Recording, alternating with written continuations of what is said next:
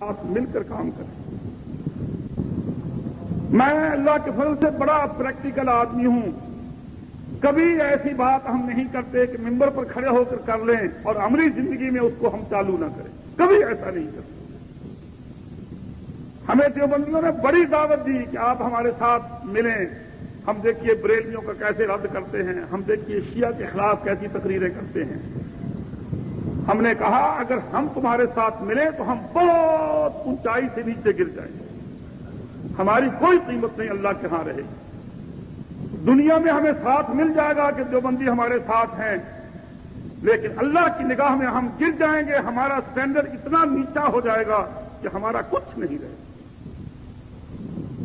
ہم پر جو تکلیف بھی آئے ہم اس کو برداشت کرنے کے لیے تیار ہیں، لیکن ہم اپنے مقام سے کبھی نیچے نہیں آتے۔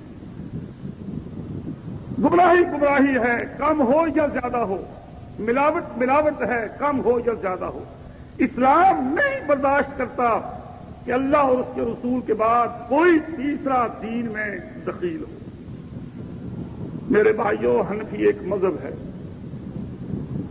جس کی بنیاد یہ ہے کہ امام ابو حنیفہ رحمۃ اللہ علیہ کی تقلید کی جائے۔ میں کہتا ہوں یہ تو امام ابو حنیفہ رحمۃ اللہ علیہ کی تقلید ہے۔ اگر کوئی یہ کہے کہ رسول اللہ صلی اللہ علیہ وسلم کے بعد حضرت ابوبکر صدیق کی تقلید کی جائے تو وہ راہ ہدایت نہیں رہتا، کہ جائے کہ کسی امام کی تقلید کی جائے۔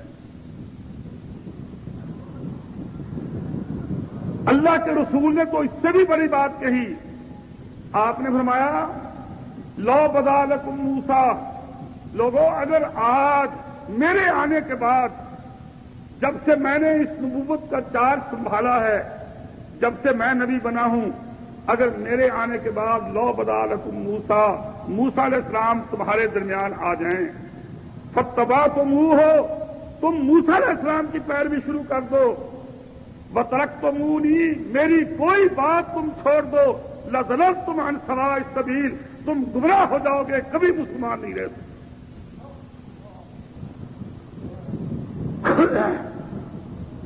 یہ سوچنے کی بات ہے میرے بھائیوں۔ دیکھیے حقیقت یہ ہے، آدمی صحیح معنی میں مسلمان ہوتا ہی اس وقت ہے جب وہ لوگوں کی طرف کبھی نگاہ نہ کرے اور اللہ کو دیکھے کہ اللہ کیا چاہتا ہے، اللہ کس بات پر راضی ہے۔ لوگ ناراض ہوں یا راضی ہوں، لیکن اللہ راضی ہے۔ ابراہیم علیہ السلام کو جو اللہ نے قرآن مجید میں اتنا نمایاں کیا ہے، اللہ اکبر، اور قرآن میں اللہ نے ابراہیم علیہ السلام کے بارے میں کہا واتخذ اللہ ابراہیم خلیلا، میں نے ابراہیم کو اپنا دوست بنایا۔ اب آپ اندازہ تو کریں، بندہ تو اللہ کو دوست بنائے تو بنائے، اللہ کہے واتخذ اللہ ابراہیم خلیلا، میں نے اللہ کو ابراہیم کو دوست بنایا، تو آخر ابراہیم کتنے اونچے ہوں، کتنی ان کی شان ہوگی، لیکن شان کس وجہ سے تھی؟ اللہ اکبر، باپ ایک طرف مخالف ہے، برادری ایک طرف مخالف ہے، حکومت ایک طرف مخالف ہے، لیکن اکیلا ابراہیم ایسے ڈٹا ہوا ہے، بالکل کسی کی پرواہ نہیں کرتا۔ وہ کہتا اللہ جس بات پر راضی ہو وہی کام۔ اور میرے بھائیوں، دین آج بھی یہی ہے۔ ہم اس بات سے ڈرتے ہیں کہ اگر میں خالص دین والا ہو گیا تو میری لڑکی کو رشتہ کوئی نہیں ملے گا، میرے لڑکے کو رشتہ کوئی نہیں ملے گا، برادری میرا بائیکاٹ کر دے گی، میرا کام کیسے چلے گا؟ میرے بھائیوں، یہ باتیں سوچنے کی نہیں ہیں، یہ باتیں سوچنے کی نہیں، یہ کام سب اللہ کے۔ اب دیکھ لو، ابراہیم علیہ السلام کو باپ نے گھر سے نکال دیا۔ اب انسان کا ٹھکانہ گھر ہی ہوتا ہے۔ اب نیا گھر بنانا، کہاں جا کر آدمی سیٹل ہو، کیا انتظام کرے، یہ کتنا لمبا چوڑا کام ہے۔ لیکن ابراہیم علیہ السلام نے ایک بات نہیں سوچی، اس طرف توجہ ہی نہیں دی بالکل کہ یہ معاملہ کیا۔ بڑھاپا آ گیا، بڑھاپے میں اللہ نے اولاد دی، ایک بیٹا۔ اللہ نے کہا اے ابراہیم اس کو ذبح کر دے۔ اب آدمی اندازہ کریں، سوچتا ہے کہ ہائے اگر اولاد بچی ہو، چھوٹی عمر کی اولاد ہو، آدمی بوڑھا بھی ہو تو اسے جوان بننا پڑتا ہے اور بن جاتا ہے جوان۔ یہ اولاد جوں جوان ہوتی ہے باپ کو بوڑھا کرتی جاتی ہے۔ بے شک عمر نہ بھی زیادہ ہو، لیکن جب اولاد جوان ہو جاتی ہے تو آدمی خود بخود بوڑھا ہو جاتا ہے۔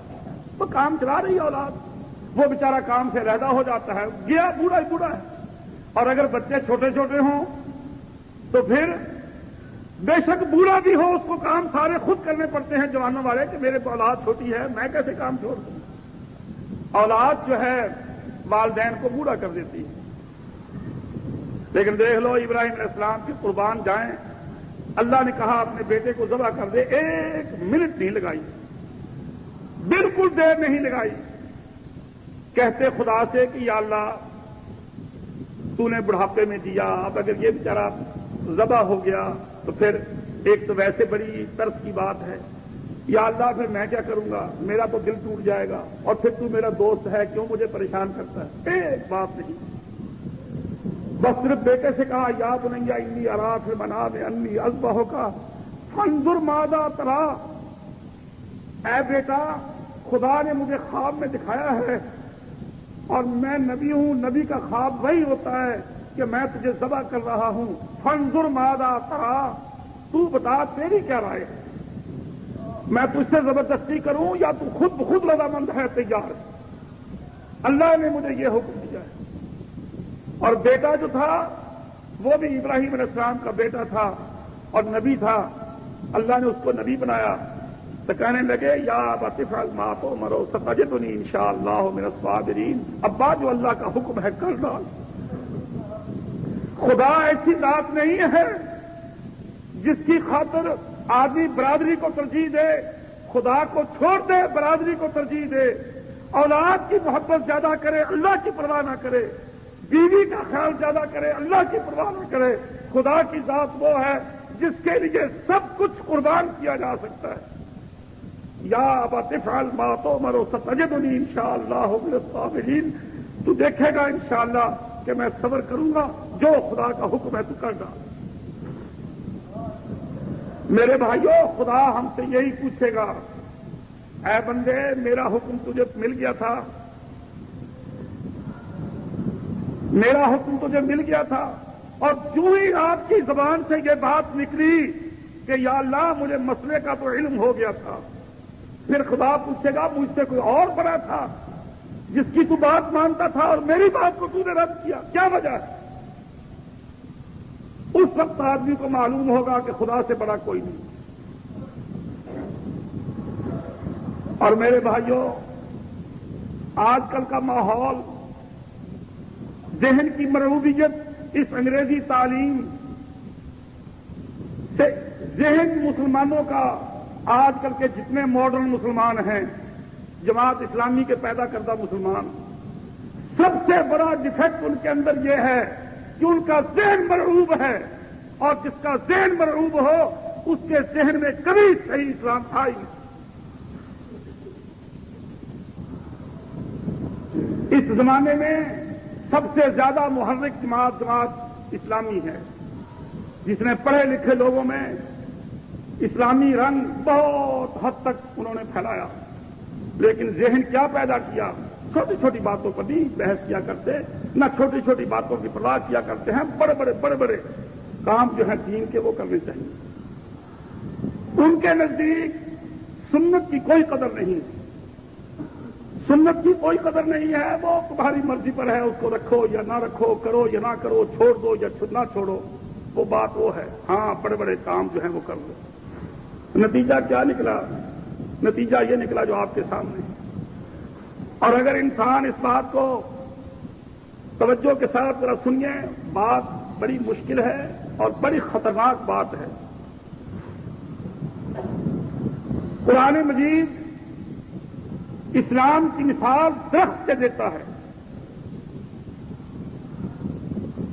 میں یہ آپ کو سمجھانے کے لیے کہہ رہا ہوں، اور اللہ کا شکر ہے ہم ہمیشہ سے کبھی ہم نے یہ پرواہ نہیں کی کہ یہ بات کس کے خلاف ہے، بات دلیل کے ساتھ ہوگی. خدا کی قسم کھا کر کہتا ہوں کبھی ہم کسی کی دل آزاری کے لیے بات نہیں کرتے، لیکن ہم کبھی کسی کی دل آزاری سے ڈرتے بھی نہیں. ہم بات وہ کرتے ہیں جو مدلل ہو، کتنا بھی بڑے سے بڑا فاضل کیوں نہ ہو، کتنا بھی بڑے سے بڑا عالم کیوں نہ ہو، اس بات کو وہ کبھی رد بھی نہیں کر سکتے. وَمَثَلُ كَلِمَةٍ طَيِّبَةٍ كَشَجَرَةٍ طَيِّبَةٍ أَصْلُهَا ثَابِتٌ وَفَرْعُهَا فِي السَّمَاءِ. یہ اللہ قرآن میں اسلام کی مثال دیتا ہے. کلمہ طیبہ جو اسلام کا عنوان ہے، اس کا ہیڈنگ ہے، یعنی اسلام کی مثال کیا ہے؟ جیسے ایک درخت ہو، اور درخت کی صورت کیا ہوتی ہے؟ ذرا ذہن کے قریب کریں اپنے آپ کو کہ درخت کیا چیز ہے. درخت ہمیں پہلے اس کا موٹا تنا نظر آتا ہے، پھر اس کے بعد اس کا اوپر کا پھیلاؤ نظر آتا ہے، بڑے بڑے ٹہنے ہوتے ہیں، پھر بڑے ٹہنے سے چھوٹی ٹہنیاں ہوتی ہیں، پھر اور چھوٹی ٹہنیاں ہوتی ہیں، پھر بالکل باریک باریک پتی، پھر ان کی پتیاں ہوتی ہیں. بالکل اسی طرح سے نیچے جو نگاہ سے اوجھل ہوتا ہے، جو زمین کے اندر جڑیں اس کی پھیلی ہوئی ہیں اور بڑی بڑی دور تک اس کا پھیلاؤ ہوتا ہے. یہ اسلام کی مثال ہے. اسلام کی جڑیں جس کو ایمان کہتے ہیں وہ آدمی کے سارے جسم میں پھیلی ہوئی ہوتی ہے. اس کے روئیں روئیں میں، اس کے بال کی جڑوں تک میں اسلام کی جڑیں جو ہیں وہ پھیلی ہوئی ہوتی ہیں، جو نظر نہیں آتی، لیکن درخت کی مضبوطی ان جڑوں کے ساتھ ہوتی ہے. اگر وہ جڑیں ٹھیک ہیں، ان کو کاٹا نہ جائے، پوری صحیح سالم ان کو خوراک پہنچتی رہے اور وہ پھیلی ہوئی ہوں، تو درخت جو ہے خوب مضبوط رہتا ہے. لیکن درخت کا حسن کس چیز کے ساتھ ہے؟ درخت کا حسن اس کی چھوٹی چھوٹی ٹہنیوں کے ساتھ، پتیوں کے ساتھ، پورے پھیلاؤ کے ساتھ درخت کا حسن ہوتا ہے. میرے بھائیوں، اسلام کی بالکل یہی صورت ہے کہ عقائد، اللہ کون ہے، اس کی صفات کیا ہیں، محمد صلی اللہ علیہ وسلم کون ہیں، ان کا مقام کیا ہے، اماموں کا درجہ کیا ہے، ولیوں کا درجہ کیا ہے، عام نیک آدمیوں کا درجہ کیا ہے، جنت کا تصور، دوزخ کا تصور، حساب کا تصور، یہ ساری ایمان کی جڑیں ہیں جو انسان کے دل کے اندر ہوتی ہیں، جنہوں نے اپنا مقام پورا پیدا کر رکھا ہوتا ہے. پھر اس کے بعد یہ اس کے کہنے ہیں، نماز پڑھنا، روزے رکھنا، حج کرنا، زکوٰۃ دینا، جہاد کرنا، یہ اسلام کے بڑے بڑے کہنے ہیں جو لوگوں کو نظر آتے ہیں. اور باقی اعمال اب آپ اندازہ کر لیجیے گا، زندگی میں جو کچھ انسان ایک مسلمان کرتا ہے، زندگی میں جو کچھ مسلمان کرتا ہے وہ اس کے اسلام کا پھیلاؤ ہے، اگر وہ صحیح مسلمان ہے. اور وہ کیا ہے؟ ہر کام سنت کے مطابق کرنا، بیاہ شادی ہو سنت کے مطابق کرنا، جنازے کا معاملہ ہو سنت کے مطابق کرنا، نماز پڑھنا ہو سنت کے مطابق پڑھنا، روزہ رکھنا ہو سنت کے مطابق کام کرنا. زندگی میں جتنے کام کیے جائیں عین سنت کے مطابق کیے جائیں، بے شک وہ سنت چھوٹی ہو، وہ سنت بڑی ہو، ان سنتوں کو برقرار رکھنا یہ اسلام کا حسن ہے. جس نے سنتوں کو نظر انداز کر دیا گویا اس نے اپنے درخت کو ایسے کر دیا کہ جیسے چھوٹی چھوٹی ٹہنیاں کاٹ دو، کوئی حرض نہیں، ٹہنے بڑے بڑے رہنے. اور اگر چھوٹی ٹہنیاں کاٹ دی جائیں، درخت کے صرف بڑے بڑے ٹہنے کھڑے ہوں، تو کوئی دیکھ کر کیا کہے گا؟ یہ درخت سوکھ گیا ہے، یہ درخت اجڑ گیا ہے، ویران ہو گیا ہے، اس درخت کو کیا ہو گیا؟ اس کا حسن تو ختم ہو گیا. میرے بھائیوں، جس نے سنت کی قدر نہ کی، جس نے اپنے درخت کی ایک چھوٹی سے چھوٹی ٹہنی بھی کاٹی، اس نے اپنے درخت کو ناقص کر دیا. جو سنت کو ہلکا جانتا ہے، جو سمتوں کی پرواہ نہیں کرتا، اس کا درخت اسلام اجڑا ہوا، ویران، لٹا ہوا اور سوکھا ہوا اسلام. اور یہی وجہ ہے کہ ہم دیکھتے ہیں کہ آج جماعت اسلامی کا اسلام جو تھا وہ اس وجہ سے تھا جس سے کوئی خاطر خواہ دنیا میں نہ نتیجہ نہ نکلا. میں یہ جو آپ سے عرض کر رہا ہوں، ایک تحریک اٹھتی ہے وہ ختم ہو جاتی ہے. شاہ اسماعیل شہید کی تحریک اٹھی، بڑی زبردست تحریک تھی، جہاد کا سلسلہ بڑے زور شور سے ہوا، چلے گئے، شہید ہو گئے.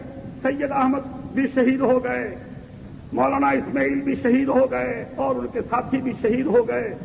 صادقآباد کے پوری جماعت اہل حدیث کے لوگ جو بڑے بڑے کام کرنے والے تھے سب شہید ہو گئے.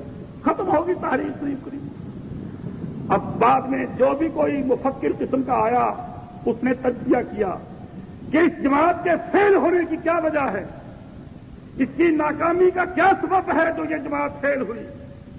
لوگوں نے مختلف توجیحات نکالی، مولانا مودودی نے بھی اس پر کتاب لکھی اور تجزیہ کیا اسماعیل شہید کی جماعت کے ناکام ہونے کے یہ اسباب.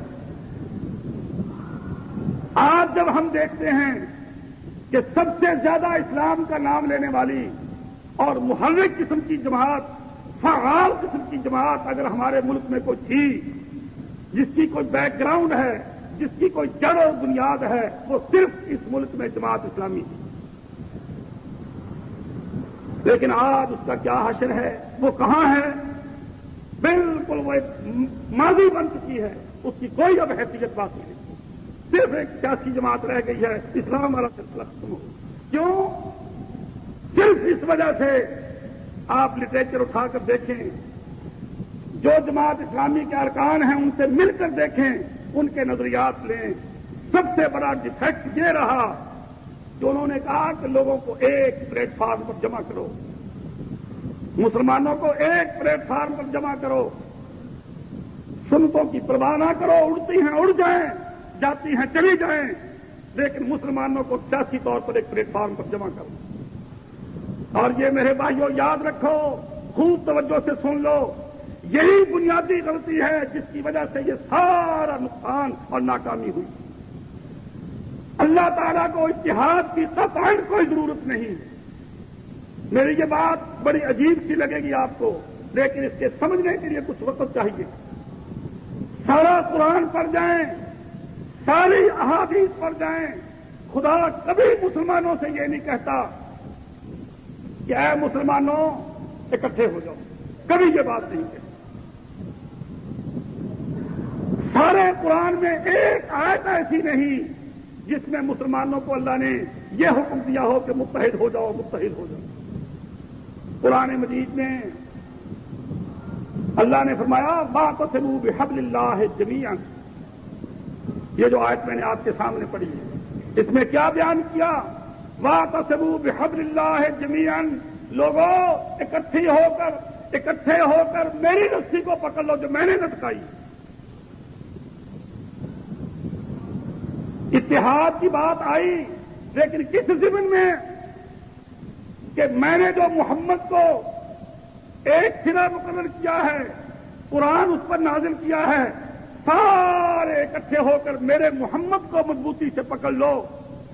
اگر یہ اتحاد کر لو تو مجھے پسند ہے، اور اگر میرے محمد کو چھوڑ کر صلی اللہ علیہ وسلم اس کی سنتوں کی پرواہ نہ کرتے ہوئے تم نے کوئی ایک پلیٹ فارم سیاسی بنا لیا، اس اتحاد کی مجھے کوئی ضرورت نہیں. کبھی میری مدد ان کے ساتھ نہیں ہوگی. اگر کوئی تحریک ایسی اٹھے گی جو میرے نبی کی سنت سے بے نیاز ہو، وہ تحریک ہمیشہ ناکام ہوگی. کبھی اسلام کے نام پر وہ تحریک کامیاب نہیں ہوگی. واعتصموا بحبل اللہ جمیعا.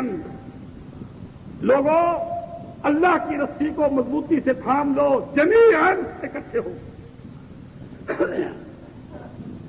میرے بھائیوں، اتحاد بڑی اعلیٰ چیز ہے، اتحاد بڑی اچھی چیز ہے، لیکن اتحاد کہاں ہو، کس بات پر ہو، وہ کون سا کامن پلیٹ فارم ہو جہاں کے مسلمان ایک ہو جائیں. وہ محمد صلی اللہ علیہ وسلم کا پلیٹ فارم. اگر کوئی اتحاد چاہتا ہے اس قسم کا کہ جی تمہارا اپنا مذہب، دیوبندی اپنی جگہ ٹھیک، بریلوی اپنی جگہ ٹھیک، شیعہ اپنی جگہ ٹھیک، پر مل جل کر رہو. خدا کی ایسے اتحاد پر لعنت تو ہو سکتی ہے، رحمت کبھی نہیں ہو سکتی. کیوں؟ وہ اسلام نہیں ہے. میرے بھائیوں، اسلام کیا ہے؟ اللہ اکبر. بڑا خطرناک مضمون ہے یہ، بڑی خطرناک بات ہے یہ، بڑی دکھتی رگ ہے یہ. لیکن کیا کیا جائے، اس کے بغیر آدمی مسلمان بھی کبھی نہیں ہو سکتا، اور اس کا پتہ قیامت کے دن جا کر لگے گا. دیکھیے، بعض لوگ پیٹ کی خاطر سنتوں کو چھوڑ دیتے ہیں.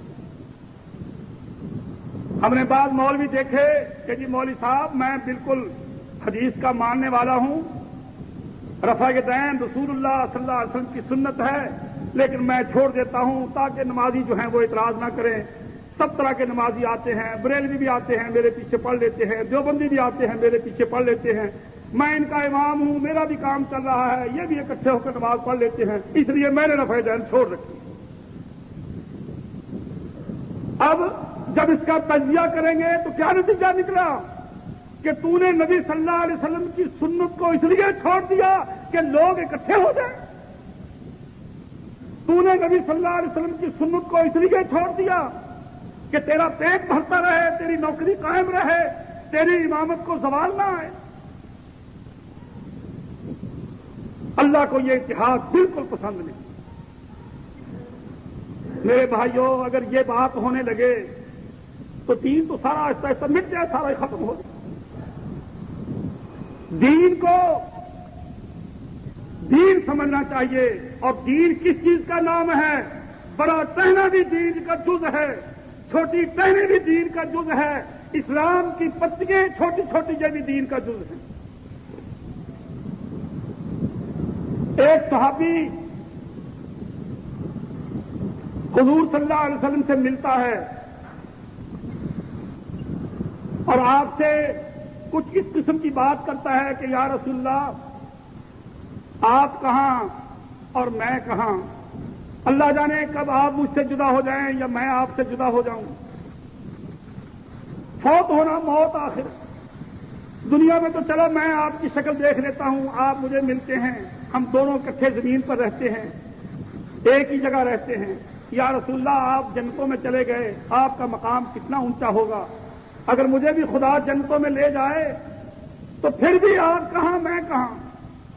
اس نے کچھ اس انداز سے بات کی جس سے اس کے دل میں یہ محسوس ہوتا تھا کہ یہ سمجھتا ہے کہ شاید حضور مجھ سے دور ہوں گے. رسول اللہ صلی اللہ علیہ وسلم نے جب اس کے اس جذبے کو دیکھا، اس کے اس ایمان کو دیکھا، اس کی یہ طلب صادق، سچی بھوک، حضور کی محبت، آپ نے فرمایا خذ من شاربک، اے اللہ کے بندے اپنی مونچھیں چھوٹی کروا دے، حتی تلقانی، یہاں تک کہ تو مجھے جنتوں میں ملے. تو اپنی مونچھیں چھوٹی کروا دے، میں تجھ میں یہ خامی پاتا ہوں. تو اپنی مونچھیں چھوٹی کروا دے، حتی تلقانی، یہاں تک کہ تو مجھے جنتوں میں ملے. یعنی کیا مطلب آپ کا؟ کہ تیری مونچھیں اس قسم کی ہیں کہ تو میرے ساتھ ملتا جلتا اچھا نہیں لگتا. اب ہمارے نزدیک بات ہی کچھ نہیں ہے، داڑھی ہو نہ ہو، چھوٹی ہو بڑی ہو، مرزائی کا کہو اور شیعہ کا کہو، جماعت اسلامی کے انداز کی ہو، کسی قسم کی ہو، دھوکہ ہی دینا ہے نا کہ جی میرے بھی داڑھی ہے. لیکن یہ نہیں دیکھنا کہ نبی صلی اللہ علیہ وسلم کی داڑھی کیا ہے. حضور فرماتے ہیں آنکھ لے جاتا، داڑھی کو معاف کر دے، اور خود رہ جاتا، داڑھی کو لٹکا، مغفر لے جاتا، داڑھی کو زیادہ کر. یہ طریقہ ہوگا تو نبی کی ملاقات یقینی قطعی. اور اگر اس میں ڈیفیکٹ پڑ گیا تو محرومی کا خطرہ ہے. اب آپ سوچیں حضور اسے کیا کہتے ہیں اس کے شوق کو دیکھ کر کہ اگر تو سچ مچ چاہتا ہے کہ تجھے میرا ساتھ نصیب ہو، خود من شاربک، اپنی مونچھیں کٹوا دے. حضرت عمر صبح کی نماز میں کھڑے ہو گئے، جماعت کروا رہے ہیں. صبح کی 2 رکعتیں ہوتی ہیں. پہلی رکعت میں کھڑے ہوئے تو ایک کافر مجوسی غلام ایرانی چھپا ہوا تھا. ابھی پڑھنا ہی شروع کیا, تلاوت شروع کی, اس ظالم نے 2 دھارا خنجر تھا, پیٹ بالکل کاٹ کر رکھا. پھر دوڑ پڑا, 13 آدمیوں کو زخمی کیا, 13 آدمیوں کو, جن میں سے 9 دفعے موقع پر ہی شہید ہو گئے. اور ایک نے جب دیکھا کہ یہ تو صفائی کرتا جا رہا ہے, اتنا نقصان کر دیا اس نے اپنی برانڈی, وہ جو اوور کوٹ تھا بڑا سا, اتار کر اس کے اوپر ڈال دیا اور اس کو قابو کر لیا. اس نے وہی خنجر اپنے مار کر خودکشی کر دی. حضرت عمر گر پڑے, پیچھے گرے ذرا تھوڑے سے چھڑک کر حضرت عبد الرحمن بن عوف کا ہاتھ پکڑا اور ان کو آگے کر دیا کہ جماعت تو کروا دے. انہوں نے چھوٹی چھوٹی صورتیں پڑھ کر جماعت کروا دی. ان کو اٹھا کر گھر لے گئے, کھجوروں کا پانی نکال کر ذرا میٹھا سا ہو جائے وہ پلایا, پیٹ کے راستے سے نکلنا شروع ہو گئی.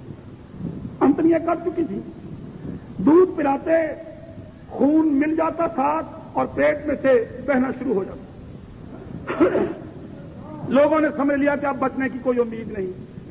اس زمانے میں کوئی اتنی سرجری ایڈوانس نہیں تھی کہ کوئی اور سلائی وغیرہ, ٹانکے وانکے, یہ وہ جو ہے جو اس وقت کے حالات. لوگ آ رہے ہیں حضرت عمر کی عیادت کے لیے کہ چلو بھی جا کر دیکھ رہے ہیں. سارے شہر میں ماتم, اس قدر صدمہ لوگوں کو. ایک نوجوان آ گیا, نوجوان ایک آیا, آ کر حضرت عمر کی تعریف کرنے لگا کہ اے عمر تو بڑا ہی خوش قسمت ہے, اللہ کے رسول تیرے بارے میں بڑے خوش تھے, پھر تجھے درجہ شہادت کا نصیب ہوا ہے. بڑی تعریفیں کرنے لگا اور ملاقات کر کے واپس جانے لگا. ابھی تھوڑی سی دور گیا, اب حضرت عمر کی حالت دیکھو کتنی نازک حالت ہے. کہنے لگے ذرا اسے بلانا. اسے بلا لیا, بلا کے کہنے لگے یا شابو ارفع ثوبک, تیرا تمبا, تیری دھوتی نیچے لٹک رہی ہے, اس کو اوپر کر دے. اور اگر آج یہ بات کسی مسلمان سے کہہ دی جائے تو وہ کہے گا یہ مولوی بڑا تنگ نظر ہے جی, اس نے دین کو اتنا تنگ کر دیا, اس نے تو دین کا ستیہ ناش کر دیا, ہم نے دین کو بہت کھولا, یہ مولوی تنگ کرنے پر ہی لگا ہوا ہے. اب حالت دیکھیں حضرت عمر کی حالت کیا ہے, تکلیف کا اندازہ کریں. لیکن بات کیا ہے جو حضرت عمر کے دل میں کھٹک رہی ہے. اس آدمی کو واپس بلایا اور بلا کر کہنے لگے یا شاب ارفع ثوبک, اپنا تہبند, اپنی دھوتی, اپنی شلوار اوپر کر. یہ اللہ کو پسند نہیں. آپ نے اس سے اندازہ کیا. ادھر وہ بات میں نے آپ کو سنائی کہ آپ اپنے اس دوست سے کہتے ہیں خود میں شاربے کا اپنی مونچھیں ٹھیک کروا لے, انشاءاللہ ملاقات ہوگی وہاں, باقی کام تیرے ٹھیک ہے. خطرہ ہے تو اس سے, اور اس سے کیا کہہ رہے ہیں, تیرے جذبات صحیح ہیں لیکن تیرا یہ کام جو ہے اللہ کو پسند نہیں ہے. اور بخاری شریف میں حدیث ہے, بخاری شریف میں آتا ہے رسول اللہ صلی اللہ علیہ وسلم نے فرمایا ایک نوجوان جا رہا تھا, تہبند اس کا لٹک رہا تھا, خدا کو غیرت آ گئی, فرمایا خدا نے اسے اسی وقت زمین میں دفا دیا. فرمایا لوگ قبروں سے اٹھیں گے اور وہ زمین میں نیچے نیچے جائے گا اور دوزخ کے کنارے پر خدا اسے جا کے کھڑا کر دے. میرے بھائیوں آپ خوب اندازہ کر لیں, میں نے جو آپ کو سمجھایا ہے کہ اس اسلام کی مثال ایک درخت کی مثال ہے. اس اسلام کی مثال ایک درخت کی مثال ہے. آپ کا ہو بوٹا, آپ نے کنوں کا بوٹا لگایا ہو یا آم کا پودا لگایا ہو یا کوئی اور اچھا خاص لیمو ہو, کوئی قسم کا عمدہ قسم کا آپ نے وہ لگایا ہو, اور کسی کی بکری آ کر اس کے 2-4 پتے چر جائے, کہ یہ آپ آرام سے ٹھنڈے بیٹھے رہیں گے؟ اور اگر آپ گرم بھی ہوں اور وہ جواب جماعت اسلامی والا دے دی، واہ واہ کمال کر دیا، 2 پتے ہی کھا لیے، کوئی لیمو نہیں توڑ لیا، کوئی کنو نہیں کھا لیا، کوئی آم نہیں توڑ لیا، تیرے 2 پتے ہی توڑ لیے، پتوں سے کیا ہوتا؟ ان باتوں پہ نہیں لڑا کرتے، چپ، زیادہ بولنے کی ضرورت نہیں۔ یہ خام خواہ اے حدیث رفع دین پہ جھگڑا، اس پہ جھگڑا، اس پہ جھگڑا۔ دینداری سے بتائیے، آپ کا پودا ہو اور آپ نے لگایا ہو اور کسی کی بکری 3 پتے کھا جائے، آپ چپ رہیں گے یا بولیں گے؟ اور اگر آپ بولیں گے، آپ کا بولنا حق بجانب ہے، تو میں سمجھتا ہوں جس کے دل میں سنت کی قدر ہے، جو سمجھتا ہے کہ محمد صلی اللہ علیہ وسلم کا بوٹا لگایا ہوا میرا بوٹا ہے، وہ کیوں نہ بولے اگر اس کے اندر ایمان ہے۔ جب تو اپنے ایک بوٹے کی خاطر، اگرچہ اس میں 3 پتے یا 4 پتے کسی کی بکری نے کھا لیے، جب تو اس بوٹے کی خاطر بول سکتا ہے، اس کی خاطر اگر فساد بھی ہو جائے تو فساد کرنے کے لیے تیار ہے، تو پھر یہ کہتے ہوئے ہمیں شرم نہ آئے کہ جی سنتوں کے پیچھے کر لی نہ کر لی کیا فرق پڑتا ہے؟ داڑھی ہو نہ ہو، رفع دین ہو نہ ہو، یہ ہو یا نہ ہو، اصل میں قدر اس کو ہوتی ہے جو سمجھتا ہے۔ اب آپ اندازہ کریں، اللہ اکبر، آپ کی بیٹی جا رہی ہو، آپ کی بہن جا رہی ہو، آپ اگر دل میں غیرت ہوگی، کوئی ہاتھ لگائے یہ تو دور کی بات ہے، کوئی اس کے پاس تو آپ اپنی بہن سمجھتے ہیں تو آپ لازماً بولیں گے کہ یہ ٹھیک نہیں۔ تو میرے بھائیوں، نبی کے دین پر غیرت کا آنا، نبی کے درخت کی پتوں تک کی حفاظت کرنا، نبی کے دین کی چھوٹی چھوٹی ٹہنیوں کی حفاظت کرنا، یہ اس کا فرض ہے جو سمجھتا ہے کہ محمدی بوٹا مل گیا ہوا میرا بوٹا ہے، میرا فرض ہے اس کی حفاظت کرنا۔ یہاں شیخ الجامعہ تھے جو فوت ہو گئے، مولانا غلام محمد گھوٹوی، یہاں ایک حنفی عالم گزرے ہیں جن کے نام پر یونیورسٹی میں گھوٹوی ہال بھی بنا ہوا ہے۔ ان کے بارے میں وہ کہا کرتے تھے، حالانکہ وہ بریلوی خیال کے تھے، بریلوی ٹائپ کے تھے، یہ جو پاک پر ان کی دری ہے اس میں سے بھی گزر جاتے تھے وہ۔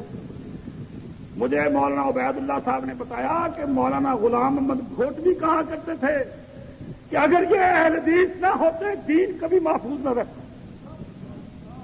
اور میں یہ ممبر پر کھڑا ہو کر خدا کی قسم کھا کر یہ بات کہتا ہوں۔ مولانا عبید اللہ صاحب جس کو بہاولپور سارا جانتا ہے، مجھے کہنے لگے کہ مولانا غلام محمد گھوٹوی کہا کرتے تھے، اگرچہ وہ بریلوی تھا لیکن عالم تھا، وہ کہتے تھے کہ اگر یہ اہل حدیث نہ ہوتے آج دین کبھی محفوظ نہ رہتا۔ یہی ہے جنہوں نے دین کی حفاظت کی ہے۔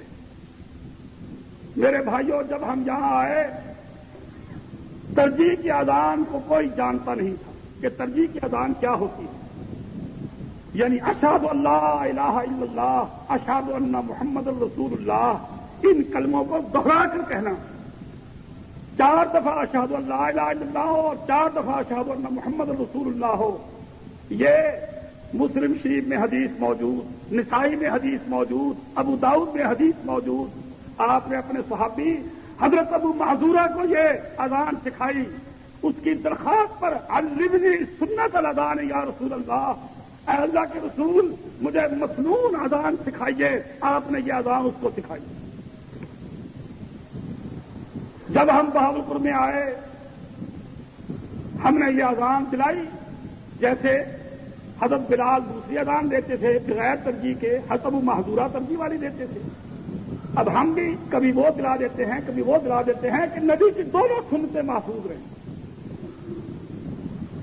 اور میں سمجھتا ہوں میرے بھائیوں، اگر یہ اعزاز آپ کو نصیب ہو جائے، خدا کی قسم یہ سب سے بڑا عمل ہے۔ اگر آپ یہ فیصلہ کر لیں کہ میں نبی کے دین کی حفاظت کرنا میرا فرض،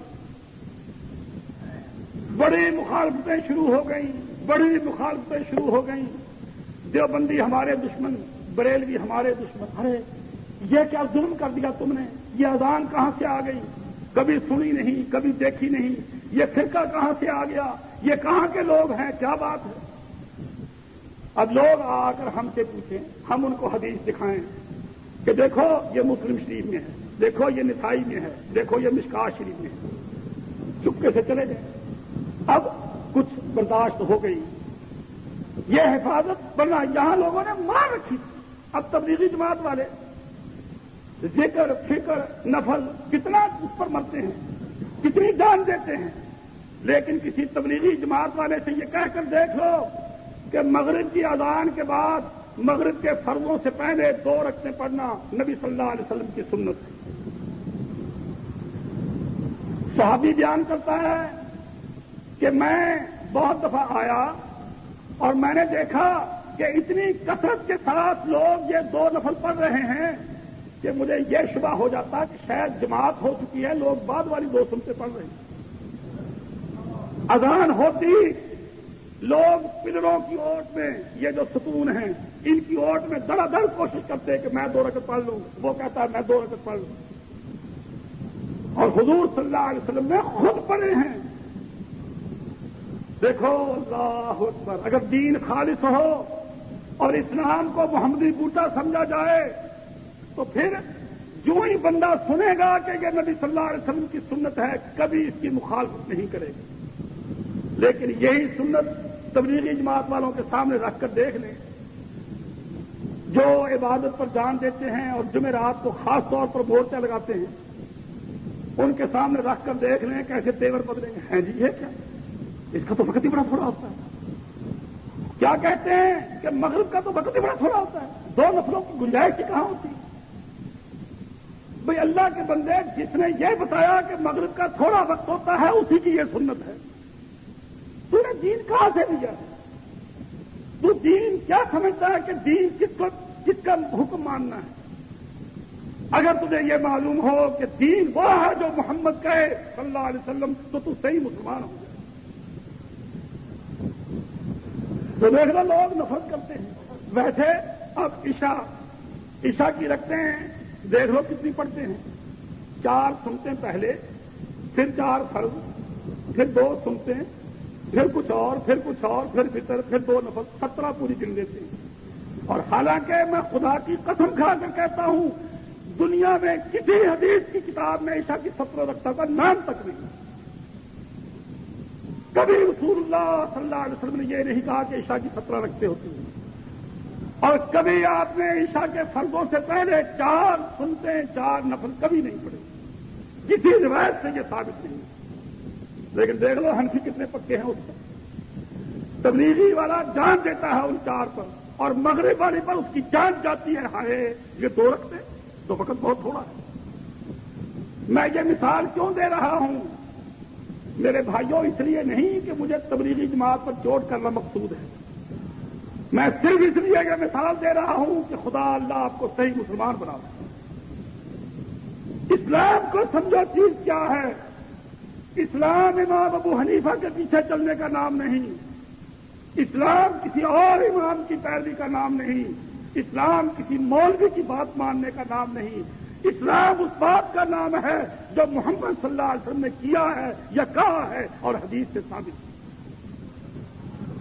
اور جس آدمی کا یہ اسلام نہیں ہے، خواہ وہ جماعت اسلامی کا ہو، خواہ وہ جماعت تبلیغی کا ہو، خواہ وہ اہل حدیث بنا پھرے، اور یہ آپ اہل حدیث اللہ اکبر چلے جاؤ ملتان، اتنے اہل حدیث کے کبھی ختم نہ ہو، ختم کرنا بھی کوئی چاہے تو ختم نہ ہو، لیکن کام کا شاید ہی اللہ کا بندہ کو ہو تو ہو، سب مٹی سب بیکار، وہی سب ٹھیک، دیوبندی بھی ٹھیک، دیوبندیوں کی توحید بھی ٹھیک، ان پاگلوں کو یہ پتا نہیں کہ توحید ہے کیا، توحید کہتے کسے ہیں اور دیوبندی کی توحید صحیح ہو کیسے سکتی؟ میرے بھائیوں دین کو خوب سمجھو، اور یہی سب سے بڑا عمل ہے۔ جس آدمی نے دین کو صحیح طور پر نہیں سمجھا اس کا عمل کبھی راسخ، کبھی درست نہیں ہو سکتا۔ یہی نہ سمجھنے کی وجہ سے یہ دنیا میں جماعتیں، مذہبی جماعتیں، دینی جماعتیں دنیا میں جو ناکام ہوتی ہیں اور آخرت میں اصل ناکامی کا احساس ہو۔ بظاہر تو دنیا میں بڑا کام چلتا ہے، تسبیح ہاتھ میں ہو، داڑھی لمبی ہو، دیکھو جی صوفی آدمی ساری رات اللہ اللہ اللہ کر. اب لوگ صلاۃ سلام کو دیکھو نا جی، تمہیں کیا تکلیف ہوتی ہے؟ صلاۃ سلام پڑھ رہا ہے، اللہ اور اس کے رسول کا نام لے رہا ہے، تمہیں کیا تکلیف ہوتی ہے؟ لوگ اس کو نیکی سمجھتے ہیں، لیکن لوگوں کو پتہ ہی نہیں کہ نیکی چیز کیا ہے. اور میں یہی آپ سے عرض کر رہا ہوں میرے بھائیوں، نیکی کیا ہے؟ نیکی محمد صلی اللہ علیہ وسلم کی پیروی کا نام ہے. اسے یاد کرو، نیکی محمد صلی اللہ علیہ وسلم کی پیروی کا نام ہے. نیکی محمد صلی اللہ علیہ وسلم کی پیروی کا نام ہے. کسی اور کی پیروی کرنا یہ نیکی نہیں ہے، وہ گناہ ہے، وہ جرم. قیامت کے دن صرف ایک جھنڈا ہوگا، اللہ اکبر. قیامت کے دن صرف ایک جھنڈا ہوگا اور وہ محمد صلی اللہ علیہ وسلم کا ہوگا. کوئی کسی امام کی دکان نہیں ہوگی، کسی امام کی کوئی جھنڈی ونڈی نہیں ہوگی، کسی کا کوئی علم ولم نہیں ہوگا، صرف ایک محمدی جھنڈا ہوگا. اور اس جھنڈے کے نیچے جانا اسی آدمی کو نصیب ہوگا جس نے نبی کی سنتوں پر عمل کیا، جس نے دین نبی صلی اللہ علیہ وسلم کی پیروی کو سمجھا ہے. میں نے مثالیں بھی آپ کے سامنے رکھی ہیں. خود من شارب کا ایک آدمی کہتا ہے یا رسول اللہ آپ سے آگے ملاقات ہوگی، میرا بڑا دل چاہتا ہے کہ وہاں بھی آپ سے ملاقات ہو، آپ کا ساتھ نصیب ہو. آپ نے فرمایا خود من شارب کا اپنی مونچھیں ٹھیک کروا دے حتیٰ تلقانی، پھر تیری میری ملاقات ہوگی. میرے بھائیوں خوب سمجھ لو، اس بات کو ذہن نشین کر لو، اپنے دل کی بیماریوں کو دور کر دو. کسی اور کا تصور آپ کے ذہن میں ہے اس کو نکال دو، صرف اللہ اور اس کے رسول کی بات کو دین سمجھو. جس دین کے بدنام کرنے والے ہم ہیں، آج ہر ایک کی زبان پر یہ بات ہے، ہر پڑھے لکھے آدمی کی زبان پر یہ بات ہے، ہر عوام جو ہیں یہ برائے نام مسلمان، ان کی زبان پر یہ بات ہے کہ پاکستان میں کون سا اسلام آئے. اتنا تو اختلاف ہے اسلام میں، یہ دیوبندی، یہ بریلوی، یہ شیعہ، یہ فلاں، یہ فلاں، یہ فلاں. کون سا اسلام آئے گا؟ وہ بیوقوف یہ سمجھتے ہیں کہ یہ سب اسلام کے مختلف فیزز ہیں، مختلف شکلیں ہیں، یہ اسلام کی مختلف صورتیں ہیں. میرے بھائیوں خوب سمجھ لو، اسلام کا ایک ہی ایڈیشن ہے اور وہ آخری ایڈیشن ہے. اسلام کا ایڈیشن ایک ہی ہے اور وہ آخری ہے، وہ محمد صلی اللہ علیہ وسلم. کوئی اس کے اندر امینڈمنٹ، کوئی اس کے اندر کسی قسم کی اضافہ، اس میں کوئی کمی، اس میں کوئی رنگ، وہ اسلام نہیں ہے. میرے بھائیوں یہ جو لوگوں کو مختلف اسلام نظر آتے ہیں یہ اسلام نہیں، یہ دھوکہ ہے، یہ فریب ہے. اسلام کسے کہتے ہیں؟ اسلام اللہ اور اس کے رسول کی بات کو کہتے ہیں. جب آپ قبر میں جائیں گے میری اس بات کو یاد رکھیے، جب آپ قبر میں جائیں گے خدا کی طرف سے یہ سوال ہوگا ما دینوں کا، تیرا دین کیا تھا؟ تیرا دین کیا تھا؟ اب اگر آپ نے کہا جی میں تو حنفی تھا، گئے، برباد ہو گئے. اور اگر آپ کہیں جی میں تو وہابی تھا، گئے، آپ کے پلے کچھ نہ رہا. اور اگر آپ نے کسی اور کا نام لے دیا تو بھی آپ مرے. آپ اگر سمجھتے ہوں گے کہ دین کسے کہتے ہیں اور آپ نے یہ میرا سبق یاد کیا ہوگا، ممکن ہے بعض دوستوں کو یہ بات بہت بری لگتی ہو، لیکن میں کیا کروں، میں بھی مجبور ہوں. دین جب فرشتہ پوچھے گا ماں دینوں کا، تیرا دین کیا تھا؟ اب جو زندگی بھر حنفی رہا ہو، نبی کی صریح سنت حدیث میں موجود ہو اور وہ اس پر عمل نہ کرتا ہو صرف اس وجہ سے کہ ہماری حنفی فقہ میں یہ بات نہیں ہے، وہ یہ بات کبھی نہیں کہہ سکتا، وہ حاجی ہو، وہ نمازی ہو، کہ میرا دین اسلام. میرے بھائیوں اسلام صرف اللہ کے رسول کی بات کو کہتے ہیں، کسی امام، کسی فقیر، کسی ولی، کسی پیر کی بات کو اسلام نہیں کہتے. اسلام صرف اللہ اور اس کے رسول کی بات کو کہتے ہیں. ورنہ یہ سوال اتنا آسان سوال سارے ہی پاس ہو جائے، لیکن وہاں پاس کون ہوگا؟ بہت خال خال. اللہ نے 3 کیٹیگری بنا دی، ایک مومن، ایک منافق، ایک کافر. خدا پوچھے گا جو بھی جائے گا فرمایا جب جو مومن ہوگا وہ بہت کانفیڈنٹ ہوگا، بالکل گھبراہٹ نہیں ہوگی، بہت حوصلے والا ہوگا. حالانکہ فرشتے کو دیکھ کر جان نکل جائے آدمی کی، لیکن جب فرشتہ آئے گا تو وہ کیا کہے گا؟ ٹھہر ابھی مجھے نماز پڑھنے دیں. اللہ اکبر، کس قدر یعنی اس کے دل میں حوصلہ اور ہمت ہو. فرمایا مومن یہ کہے گا ٹھہر ابھی مجھے نماز پڑھنے دیں. فرمایا کسی وقت تم اسے دفن کر دو، اس کو یوں معلوم ہو رہا ہوگا جیسے سورج غروب ہو رہا ہے اور میری نماز کا وقت جو ہے وہ ہو گیا. اور فرشتہ اسی وقت جان جائے گا کہ جو یہاں یوں مجھ سے بات کرتا ہے کہ تو سچ مچ محمد جیسے پیر کا ہی مرید ہو سکتا ہے، جانے والے پیر کا مرید تو سوال ہی نہیں پیدا ہوتا کہ ایسی بات کرتے ہیں. اور اما المنافق والکافر، جو دب خربا مسلمان ہوگا جیسے ہم ہیں، جو ہوگا ڈھیلا مسلمان، سب ٹھیک، یہ بھی ٹھیک وہ بھی ٹھیک، امام بھی دین میں داخل اور فلاں بھی دین میں داخل، پیر بھی زمین دین میں داخل. اب آپ اندازہ کریں کہ جی میں حنفی، مسلک میرا حنفی، مشرب میرا چشتی، اور میرا طریقت میری فلاں کی، میں فلاں کا ماننے والا، میں فلاں کا ماننے والا. یہ کہاں سمجھا کہ اسلام کیا ہے؟ جب پوچھا جائے گا منافق جو بظاہر مسلمان لیکن اسلام ٹھیک نہیں، اور ایک وہ جو سرے سے ہی اسلام میں داخل نہیں. اما المنافق والکافر، جو منافق ہوگا اور کافر ہوگا وہ کہیں گے ہاں ہاں لا ادری، ہمیں تو کچھ پتہ ہی نہیں، جو لوگ کہتے تھے ہم بھی وہی کہہ دیتے. یہ مشکوہ شریف اٹھا کر دیکھ لیں، یہ حدیث میں رسول اللہ صلی اللہ علیہ وسلم نے بیان فرمایا. منافق اور کافر دونوں کا جواب ایک ہی ہوگا. وہ کیا کہے گا؟ ہاں ہاں لا ادری، مجھے تو کچھ پتہ نہیں ہے، جو لوگ کہتے تھے میں بھی کہہ دیتا. اب جو مومن ہوگا جب وہ باتیں کرے گا تو فرشتے کہیں گے بھائی تیرے بارے میں ہمیں پہلے ہی اطلاع تھی کہ تو یہ جواب دے گا.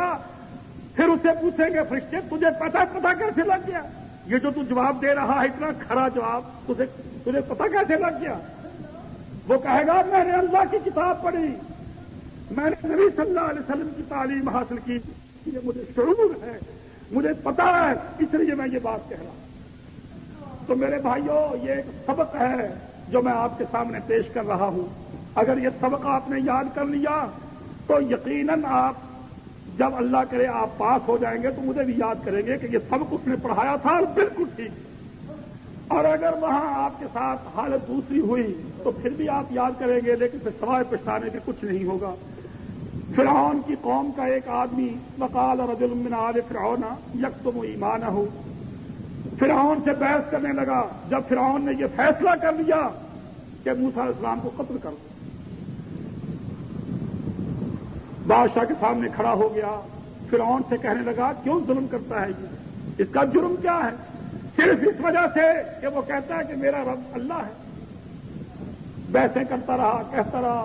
فرعون اپنی باتیں کرتا رہا، وہ اپنی باتیں کرتا رہا.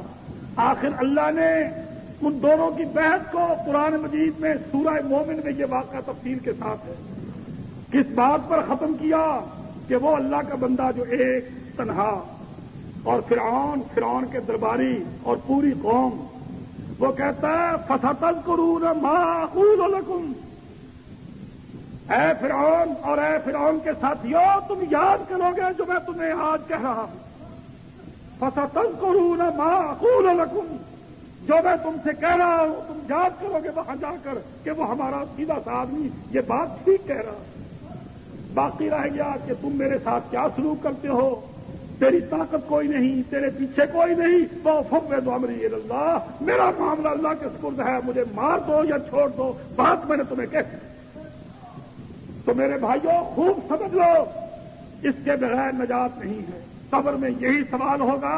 اور اگر آپ نے زندگی میں یہ فیصلہ کر لیا کہ دین یہ جتنے آپ کو نظر آ رہے ہیں اور لوگ ان کے نام لے کر کہتے ہیں کہ یہ اسلام پاکستان میں آئے گا، یہ اسلام پاکستان میں آئے گا، یہ اسلام پاکستان میں آئے گا، آپ صاف کہیں کہ اسلام صرف ایک ہے، وہ جو محمد صلی اللہ علیہ وسلم نے کہا تھا، باقی سب دھوکہ ہے، فریب. تعملون اعمالا، حضرت انس کہتے ہیں لوگوں سے مخاطب ہو کر، صحابہ کا زمانہ ہے یا تابعین ہے، انکم لتعملون اعمالا، اے لوگوں تم عمل کرتے ہو، ادق فی اعینکم من الشعر، تمہاری نگاہ میں وہ عمل جو ہیں، تمہاری نگاہ میں وہ عمل بال سے بھی باریک ہیں، یعنی تم ان کو بڑا عمل نہیں سمجھتے، ہلکی سی سمجھتے ہو، گناہ ہے تو ہلکا سا، نیکی ہے تو ہلکی سی. کنا نعدها علی رسول اللہ صلی اللہ علیہ وسلم من الموبقات، ان اعمال کو جن کو تم ہلکا سا سمجھتے ہو اور کر لیتے ہو کہ یہ کوئی بڑا گناہ نہیں ہے، ہم حضور صلی اللہ علیہ وسلم کے زمانے میں ان کو مہلک سمجھا کرتے تھے، خطرناک، ہلاک کر دینے والے. یعنی اس سے آپ یہ اندازہ کریں کہ کتنا فرق فوری طور پر آ گیا کہ گناہوں کی پرواہ نہیں، جو تو چھوٹا سا گناہ ہے کر لو، اور نیکی کی بھی پرواہ نہیں، اس کا کیا کرنا ہے. اس کی وجہ سے خام خواہ اختلاف پیدا ہوتا ہے، یہ کرنے کی کیا ضرورت ہے، اس کو بالکل چھوڑ دو. تو میں اس سے آپ کو یہ توجہ دلانا چاہتا ہوں کہ نیکی جو بھی ہو، چھوٹی ہو بڑی ہو، اس کو نیکی سمجھو، پتہ نہیں کس چیز سے آپ کی نجات ہو جائے. یہ ایک دوست نے سوال کیا ہے، ہمیں یہ بتائیں کہ داڑھی منڈوانے کا رواج کب پیدا ہوا. دیکھیے اکثر لوگ جو ہیں اس قسم کے سوال کر لیتے ہیں کہ جی زنا سب سے پہلے کس نے کیا. بری بات کی کوئی تاریخ نہیں ہوتی، بری بات کی کوئی تاریخ نہیں ہوتی. اور اب کوئی پوچھے جی سب سے پہلے جھوٹ کس نے بولا، بھئی یہ کوئی سنت ہے جس کی تاریخ ہمیں معلوم ہونی چاہیے. یا زنا سب سے پہلے کس نے کیا، یا چوری سب سے پہلے کس نے کی. ثبوت ہوتا ہے پازیٹو چیز کا جو کہ نیکی ہو، تاکہ یہ معلوم ہو سکے کہ یہ کس کی سنت ہے جس پر ہمیں عمل کرنا ہے. ہاں آپ یہ دیکھیں کہ داڑھی رکھنا یہ نبیوں کی سنت ہے. چنانچہ قرآن مجید سے ثابت ہے کہ ہارون علیہ السلام کی داڑھی تھی.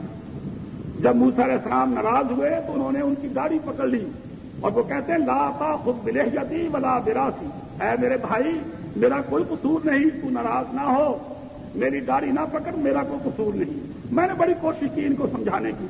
تو تاریخ جو ہوتی ہے وہ ایک نیکی کے کام کی تو ہو سکتی ہے، برائی کی تاریخ کبھی بھی اس کا معلوم نہیں ہوتا کہ یہ کام جو ہے. البتہ شرک جیسی بات رسول اللہ صلی اللہ علیہ وسلم نے فرمایا مکے والوں میں، قریش والوں میں سب سے پہلے شرک کو انٹروڈیوس کرنے والا عمر بن لحی ایک عرب تھا. وہ شام گیا، اس نے جا کر لوگوں کو دیکھا کہ وہاں لوگ جو ہیں اپنے بتوں کے نام پر جانور چھوڑتے ہیں. چنانچہ آ کر اس نے یہ سلسلہ شروع کروا دیا اور حضور نے فرمایا کہ میں نے عمر بن لحی کو دوزخ میں کس حالت میں دیکھا ہے. اس کی انتڑیاں باہر ہیں سب نکلی ہوئی اور وہ ان کو گھسیٹتا پھر رہا ہے، دوزخ میں چکر لگا رہا ہے. جس نے سب سے پہلے شرک کو عرب میں انٹروڈیوس کیا، قریش کے اندر وہ شرک کو لایا. یہ چونکہ اتنا بڑا جرم تھا جس کی تاریخ آپ نے بتا دی. ان اللہ یا کے باوجود آج دیکھ لیں ہمارا کیا حال ہو رہا ہے. تو میرے بھائیوں اس بات کو خوب ذہن نشین کر لو. اسلام کیا ہے؟ اسلام ایک صراط مستقیم ہے. آپ الحمد شریف پڑھتے ہیں الحمدللہ رب العالمین الرحمن الرحیم مالک یوم الدین. یہ 3 آیتیں اللہ کی تعریف میں ہیں. سب تعریفیں اللہ کے لیے ہیں جو جہانوں کا رب ہے، جو رحمان ہے، جو رحیم ہے، جو قیامت کے دن کا مالک ہے. ایاک نعبد، اللہ ہم تیری ہی بندگی کرتے ہیں، وایاک نستعین، اور تجھ ہی سے ہم مدد مانگتے ہیں. اہدنا الصراط المستقیم. اہدنا الصراط المستقیم کیا معنی ہوئے؟ اللہ ہمیں ہدایت دے سیدھی راہ. اب وہ سیدھی راہ کون سی ہے؟ کراچی والی سڑک یا لاہور والی سڑک یا ملتان والی سڑک یا کسی اور سڑک؟ کس کو کہتے ہیں صراط مستقیم؟ صراط مستقیم اسلام. کسی کو شبہ ہے؟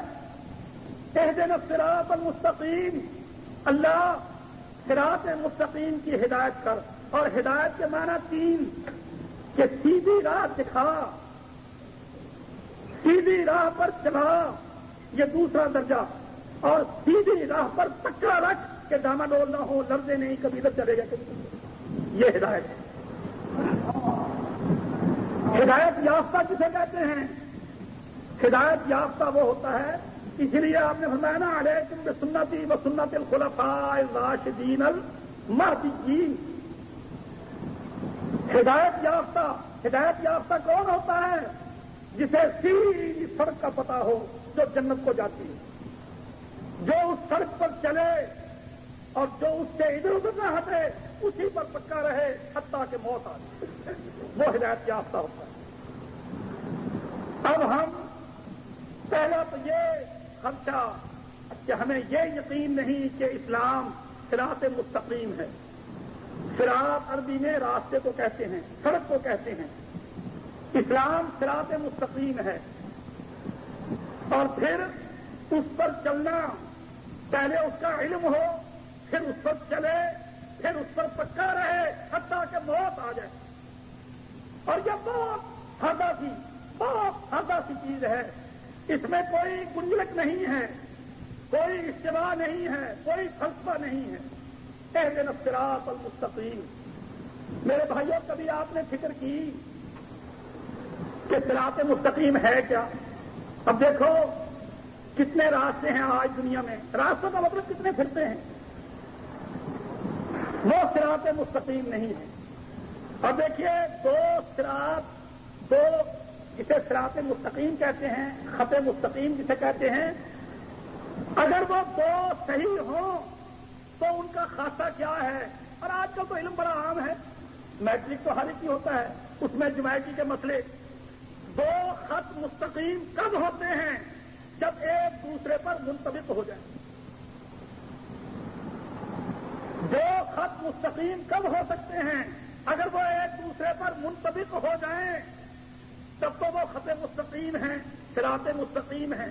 اور اگر وہ ایک دوسرے پر فٹ نہ آئیں، ٹیلی نہ کریں، ان میں ادھر ادھر فرق رہ جائے، کبھی وہ ادھر نکل گیا، کبھی وہ ادھر نکل گیا، کبھی وہ ادھر نکل گیا، کبھی وہ، تو نہ وہ صراط مستقیم ہے، نہ وہ منطبق ہوتے ہیں۔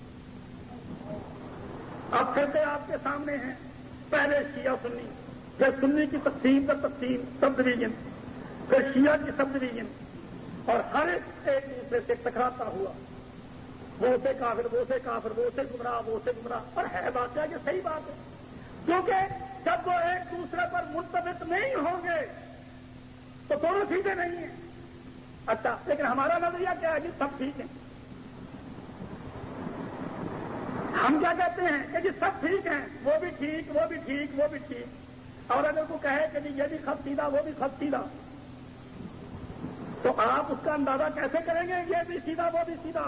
اگر وہ منطبق ہو جائیں، ایک دوسرے پر پورے فٹ ہو جائیں تو سیدھے، اور اگر وہ دونوں منطبق نہیں ہوتے تو وہ سیدھے نہیں، اور کوئی ایک فرقہ دوسرے فرقے سے منطبق نہیں ہوتا۔ نماز علیحدہ، اب دیکھ لو، شیعہ کی اذان اور سنیوں کی اذان، اور پھر سنیوں کی اذان، یہ دیوبندی بریلوی ان کی اذان اور اہل حدیث کی اذان، اور وہ ترجیح کے ساتھ اشہد اللہ الہ الا اللہ یہ 4 دفعہ، اشہد ان محمد الرسول اللہ یہ 4 دفعہ۔ وہ کہتے ہیں یہ غلط ہے، یہ ٹھیک نہیں ہے، یہ پتہ نہیں کہاں سے آ گئی ہے، اور وہ کہتے ہیں کہ بھئی یہ تم نے کہاں سے لے لی بات کی۔ پھر نماز کا اب کھڑے ہونے میں دیکھ لیں، دور سے نظر آ جاتا ہے کہ یہ نمازی حنفی ہے۔ کیسے کھڑا ہے؟ پاؤں یوں، یہ پاؤں یوں، قبلہ یوں اور پاؤں یوں، ایک شمال کو دوسرا جنوب کو، ایڑیاں پیچھے سے ملی ہوئی، ایڑیاں پیچھے سے بہت تھوڑا فاصلہ اور آگے سے بہت زیادہ فاصلہ، یعنی متوازی نہیں، ایک پاؤں دوسرے پاؤں کے متوازی نہیں۔ متوازی تو تب ہو جب قبلے کی طرف رخ ہو، ایک کا رخ ادھر کو، دوسرے کا رخ ادھر کو، اگر ان کو لے جائیں آگے تک بڑھا دیں تو معلوم یہ ہو جائے گا کہ یہ متوازی نہیں، اور اگر قبلے کی طرف ہو دونوں تو متوازی ہوں گے۔ پھر کھڑے کس طرح سے ہیں؟ ایک کھڑا ہے سینی جی یوں، ہاتھ بالکل لمبے کر کے ہاتھ، اس میں ایکشن کم ہے، اور اگر یوں بازے ہاتھ اس میں ایکشن زیادہ ہے۔ اور آپ نے دیکھا ہوگا ڈھیلا حدیث دیکھنا ہو، ڈھیلا حدیث مرنے والا جو مر رہا ہے اس کو دیکھنا ہو تو دیکھ لو، ہاتھ جو ہے وہ نیچے آ جائے گا۔ اس سے پوچھے ہاتھ کہاں باندھے جاتے ہیں؟ جب وہ زندہ ہو، تازہ ہو، تو کہے گا جی ہاتھ سینے میں باندھے جاتے ہیں، اور جب وہ سو رہا ہو، ڈھیلا ہو رہا تو ہاتھ کہاں آ جائیں گے؟ اور اگر وہ بالکل سٹینڈ ایزی ہو تو یہ آ گئے۔ یہ نماز میں کھڑے ہونے کا حال ہے۔ پھر اس کے بعد پڑھنے کا دیکھ لو، سمع اللہ لمن حمدہ کہتے خیر نہ ہے ہی، بالکل وہ گیا آرام سے زمین پر، پھر 2 سجدوں کے درمیان بیٹھنا بالکل ہی نہیں۔ یعنی ایک رکعت میں اتنا فرق ہے، اتنا فرق ہے جتنا ایک قرض خط میں ایک مرحلی خط میں اور اسٹریٹ لائن میں فرق ہوتا ہے. اس طرح سے ایک رکعت حنفی کی اور ایک رکعت اہل حدیث کی اتنا فرق. پھر آپ کہیں کہ جی سب ٹھیک، اسے کیا کہیں گے؟ یہ جملہ کوئی علمی جملہ ہے، یہ جملہ جہالت کا جملہ ہے یا عقل کا جملہ ہے؟ کہ جب ایک رکعت میں اتنا فرق ہے اور پھر نمازوں کے اوقات میں فرق ہے، ایک کی ختم ہو رہی ہے دوسرے کی اذان ہو رہی ہے. آپ دیکھتے نہیں ہیں کہ ایک کی تو نماز فرض پڑے بھی گئے اور دوسروں کا ابھی تک نہیں ہوا، اور پھر دونوں ٹھیک ہے. پھر روزے کا دیکھ لو، ایک روزہ پہلے چھوڑ رہا ہے، دوسرا پھر تو خراب کر لیا جی روزہ، پھر تو خراب کر لیا روزہ، ابھی تو وقت ہی نہیں ہوا، وہ جا کر 10 منٹ بعد کھولے. حتیٰ کہ نکاح اور طلاق، نماز اور روزہ، حج اور زکات، ایک ایک بات میں اختلاف ہے، اور وہ کہیں بھی دونوں تیاری نہیں کرتے، ایک دوسرے پر منطبق نہیں ہوتے. جب منطبق نہیں ہوتے تو وہ اسٹریٹ لائن نہیں ہے، وہ صراط مستقیم نہیں ہے. کبھی آپ کو فکر ہوئی کہ میں ہمیشہ پڑھتا ہوں اہدنا الصراط المستقیم، لیکن میں تلاش صراط مستقیم کی نہیں کرتا. اب دیکھیے آپ آ جائیں مسجد میں آ کر دعا کریں، یا اللہ روٹی دے، یا اللہ روٹی دے، روٹی کی دعا مانگ لیں اور گھر جا کر مزے سے سو جائیں. کبھی ایسا کیا آپ نے؟ کبھی نہیں کرتے. اگر دعا کریں گے یہاں کہ یا اللہ روٹی دے، جا کر دکان پر بیٹھیں گے، جا کر کسی پکڑ کر محنت کریں گے، جا کر کوئی مزدوری کریں گے، کوئی کام کریں گے. دعا یہاں کر گئے، ایکشن شروع کر دیا وہاں. لیکن مذہب میں کیا ہے؟ یہاں دعا کی اہدنا الصراط المستقیم، یا اللہ سیدھی راہ دکھا، یا اللہ سیدھی راہ پر چلا، یا اللہ سیدھی راہ پر خاتمہ کر، اور بعد جا کے کہہ دیا سب ٹھیک ہے. ایسا بھی کھٹو بھی کبھی آپ نے کو دیکھا؟ کمال یہ ہے کہ یہاں روٹی کی دعا کریں گے، بعد جا کر روٹی کمانے کی فکر کریں گے، کاروبار کی تلاش کریں گے، بعد جا کر محنت کریں گے. لیکن دین میں یہاں یہ کہیں گے اہدنا الصراط المستقیم، اور بعد جا کر کہیں گے سب ٹھیک، وہ بھی ٹھیک، وہ بھی ٹھیک، جہاں تو لگا ہوا ہے سب. کس قدر جہالت کی بات. میرے بھائیوں، اگر آپ نے دین کی خاطر اتنی بھی محنت نہ کی جتنی روٹی کی خاطر محنت کرتے ہیں تو یہ دین آپ کو کیا دے گا؟ ارے دین کی قدر و قیمت زیادہ ہے یا روٹی کی قدر و قیمت زیادہ ہے؟ یہ خدا پوچھے گا. قیامت کے دن خدا یہ سوال کرے گا، تجھے روٹی کی کتنی فکر ہوتی تھی، بتا دین کی تجھے کتنی فکر تھی؟ تیرے نزدیک تو دین روٹی سے بھی کیا ضرورت. میرے بھائیوں یہ جمعہ ہے، ہم جمعہ پڑھنے آتے ہیں اور یہ 7ویں دن آتا ہے، اور یہ اس لیے آتا ہے کہ آپ کا زنگ دور ہو، آپ کے دل کی دھلائی ہو، آپ سوچیں، آپ سمجھیں، آپ کسی ایکشن کے لیے، کسی کام کے لیے تیار ہوں. یہ جو لکیر کی فقیری کے جی جہاں جس کے گھر پیدا ہو گیا سب ٹھیک ہے. اسلام کے بارے میں اب دیکھ لیجیے گا، اب ہمارے جتنے بڑے بڑے امیر لوگ ہیں یہ وہی ہیں نا جن کو ہم جنگلی کہتے تھے.